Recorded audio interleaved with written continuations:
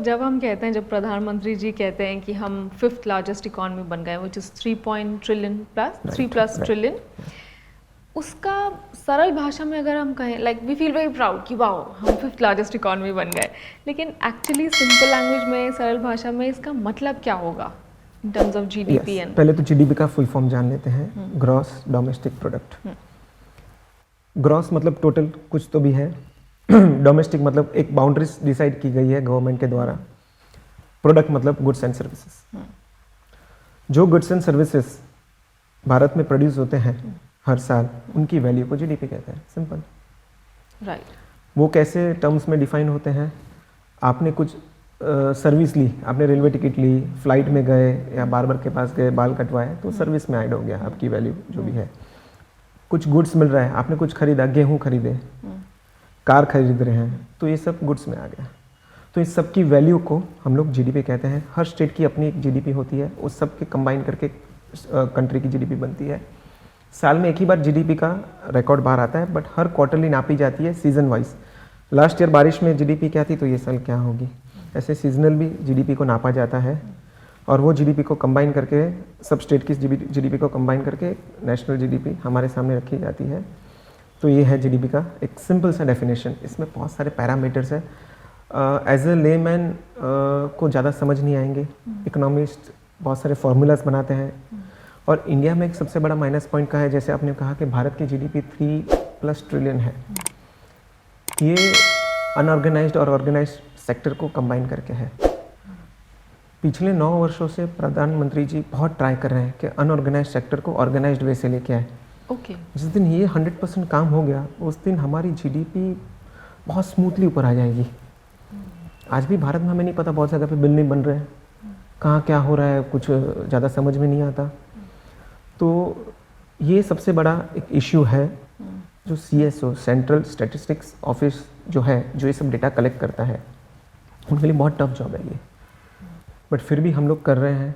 जिस दिन ऑर्गेनाइज्ड वे में हम लोग आ गए, ऑर्गेनाइज्ड सेक्टर में पूरा भारत आ जाएगा, उस दिन हमारी जीडीपी आप देखोगे एकदम बूस्ट हो जाएगी एक ही दिन में। Okay, so in those terms हम अभी 5th लार्जेस्ट इकॉनमी बने हुए हैं। ओके, और एज यू सेड कि प्रधानमंत्री जी कोशिश कर रहे हैं अनऑर्गेनाइज्ड को ऑर्गेनाइज में लाने के लिए, तो आपके हिसाब से ये 9 साल इकोनॉमिकली, फाइनेंशियली भारत के लिए मोदी गवर्नमेंट के अंडर कैसे रहे?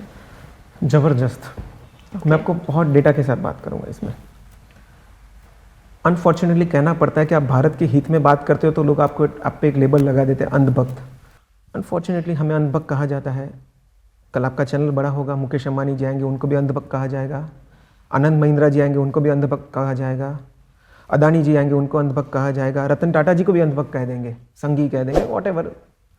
ये वो लोग हैं जो यूट्यूब पे 25-50 हज़ार कमाते हैं और उनको अंधभक्त कहते हैं, जो लाखों करोड़ों की इंडस्ट्रीज चला रहे हैं। ठीक है, डेमोक्रेसी है, सबको बोलने का अधिकार है, सब बोल रहे हैं। तो मार्केट में क्या चेंजेस है, आपका क्वेश्चन था। मार्केट काफ़ी ज़बरदस्त रहा। मोदी जी के आने से पहले ही मार्केट में एक बूम आ गया था कि मोदी जी आ रहे हैं, मोदी जी आ रहे हैं, इंडस्ट्रियल फेवरेबल आदमी आ रहा है। और वो जैसे आए, आपने देखा होगा वो साल का सेंसेक्स का 23,000, वो सेंसेक्स एक ही साल में हो गया 32,000। 2013-14 डीमैट अकाउंट भारत में थे 2 करोड़, आज हो गए 12 करोड़। वाव, ओके। सिंस इंसेप्शन, जब से सेंसेक्स शुरू हुआ, तब से लेके 2013-14 तक का रिटर्न था 9.37%। सेंसेक्स जब से शुरू हुआ तब से लेके आज तक का रिटर्न है 17%। इतना सारा चेंजेस आ गया। जो सेंसेक्स 2013-14 में 22,000 पे था, आज हो गया 66,000, 3 टाइम्स। आप क्या एक्सपेक्ट करोगे? ये अच्छे दिन नहीं है तो क्या अच्छे दिन है? राइट। जो मार्केट कैप 1 ट्रिलियन के आसपास था, आज वो हो गया 3.5 ट्रिलियन से भी ज़्यादा। Mutual fund AUM 9 lakh crore का था 2013-14 में, आज हो गया 40 लाख करोड़। अब आप बताइए, अब मैं अंधभक्त, आप कहोगे मुझे तो मैं एक्सेप्ट, मैं अंधभक्त हूँ क्योंकि मुझे डेवलपमेंट दिख रहा है, तो मैं अंधभक्त हूँ। राइट। सो इसी के एक्सटेंशन में पूछूंगी, जब प्रधानमंत्री जी कहते हैं कि मेरे नेक्स्ट टर्म में हम 5+ ट्रिलियन यानी हम 3rd लार्जेस्ट इकॉनमी बन जाएंगे, एक आम आदमी जो जॉब पे जाता है, सैलरी आती है, टैक्स भरता है, नॉर्मल लाइफ लीड करता है, उसकी लाइफ में क्या फ़र्क पड़ेगा अगर हम थर्ड लार्जेस्ट भी बन जाते हैं तो? मैं आपको बहुत सिंपल डिफाइन करता हूँ। आज से 10 साल पहले और आज कितनी सुविधा में फ़र्क हो गया। हम 10 साल पहले तब शायद से हमारी इकोनॉमी थी तकरीबन 1.25 लाख ट्रिलियन या 1.5 लाख ट्रिलियन के आसपास थी। आज डबल से भी ज़्यादा हो गई। चेंजेस हम देख रहे हैं, फैसिलिटीज़ हो गई। आप और हम मुंबई में रहते हैं, आप हम देख रहे हैं कि मेट्रोज बन रही है, हर जगह पे कनेक्टिविटी हो रही है।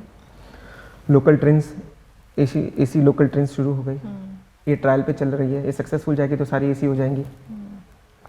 कनेक्टिविटी अच्छी हो गई, कोस्टल रोड बन रहा है, मुंबई दिल्ली एक्सप्रेस हाईवे बन रहा है, फैसिलिटीज़ हो रही हैं। तो ये सब पार्ट है जीडीपी का।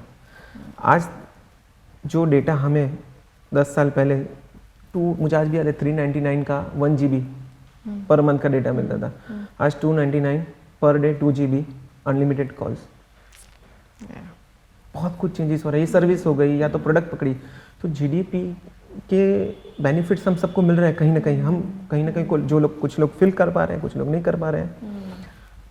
ये जीडीपी का मतलब क्या है? आप और हम कुछ सर्विस दे रहे हैं या कुछ गुड्स प्रोड्यूस कर रहे हैं, वही तो उसकी वैल्यू तो जीडीपी है। आप और हम जो सर्विस प्रोड्यूस कर रहे हैं वो उसकी सेल बढ़ जाती है तो मान लो जीडीपी बढ़ जाती है, वही तो जीडीपी है। सो व्हाट आई अंडरस्टैंड आपके इससे इज़ जो डे टू डे लाइफ में हमारे इवॉल्व हो रही हैं चीज़ें, that is all because as an economy we are progressing.